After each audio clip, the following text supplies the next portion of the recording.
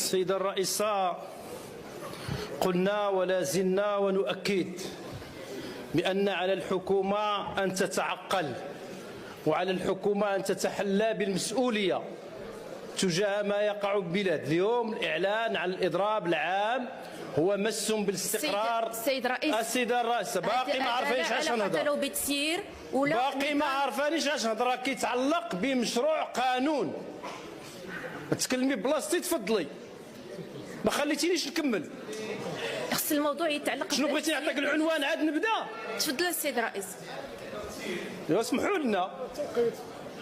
أقول وأكرر بأن نحن مسؤولين على بلادنا كلنا، كيخص الحكومة تحلى بالمسؤولية، والتغول والاعتداد بالعدد لن يفي.